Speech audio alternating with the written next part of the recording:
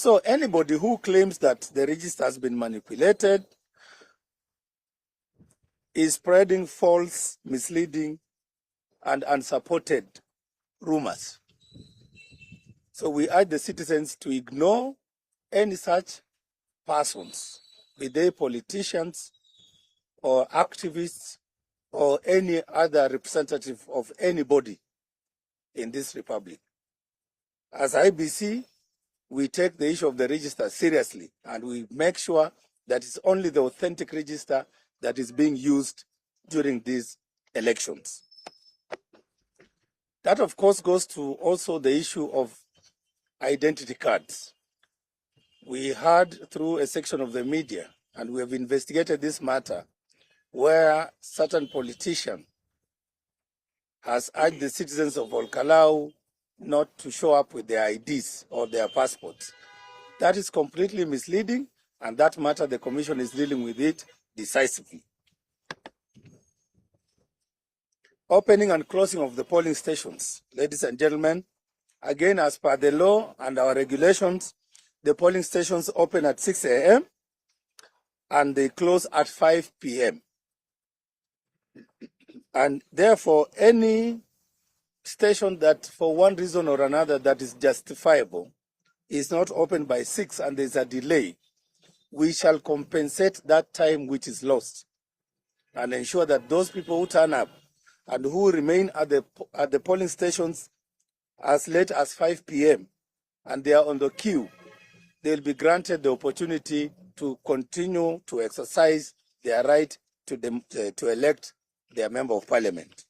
In terms of accreditation of agents and conducting and the conduct of anybody within the polling stations, and indeed our constituency tallying center, each participating political party or candidate is entitled to appoint one agent at each polling station and one chief agent at the tallying center. And I repeat again, each candidate or political party is allowed to appoint only one agent at each polling station and one chief agent at the tallying center. The tallying center will be at the constituency headquarters. And therefore, we shall not allow anybody roaming around our polling stations purporting to be agents if they are not appointed by the political parties or the candidates themselves, and they must be one.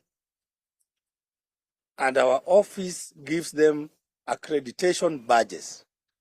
So anybody who does not possess an accreditation badge should not be seen roaming around our polling stations. The police, the security will take action, and our officials will take action. So in that regard, in the last by-elections we conducted in the country, in Mbere, Malava, Kasipul, Unguja, Magarini, the Commission observed a phenomenon that is very much disturbing. There are some Kenyans, whether politicians or non-politicians, who purport to behave like super agents. And therefore, they come to our polling stations and try to disturb the peace or the peaceful conduct of the elections in those stations. We want to state categorically here that we will not allow anybody, whether it's a senior politician or a leader in this country, who has not been cleared and accredited by IEBC, to come with their security or their supporters to try and disturb the peace at the polling station or even overrun the polling station. We have asked the National Police Service and all security agencies to help us to deal with this phenomenon of super agents, who are mainly some of the senior politicians in this country. So we will not like to see that happening in Ol Kalou, and should it happen, we will take decisive action against those individuals.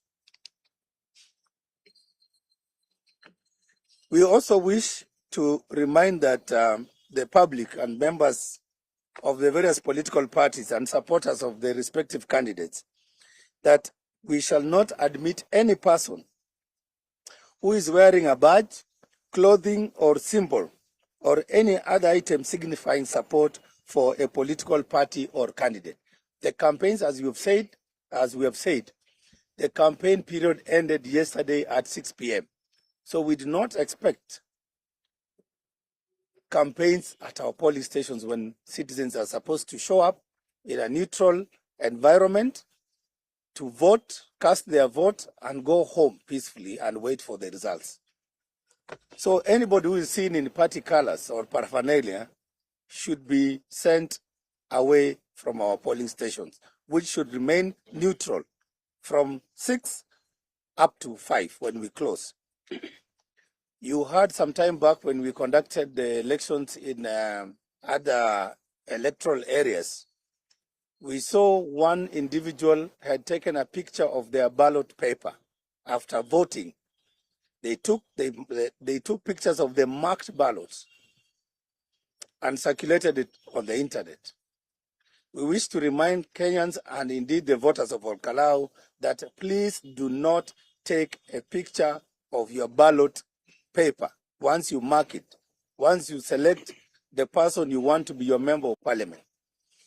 This is because the sanctity and the secrecy of the vote requires that you keep it secret. That's why it's very, very important that we facilitate you to vote by way of secret ballot. So it will defeat the purpose if you again make that ballot public. And it is against Section 7 of the Election Offences Act. You shall actually be prosecuted. And if you are found guilty, you will pay a fine a fine of up to 1 million Kenya shillings. So we need to tell Kenyans this matter is very serious. Besides that 1 million Kenya shillings, the offending party can also be imprisoned for a term of not exceeding 3 years for a simple act of taking a picture of your vote, either to show allegiance to whoever you are voting for or for some other benefit. I don't know what motivates people to expose who they voted for. So that is discouraged, it is prohibited, it's against the law, and it has consequences.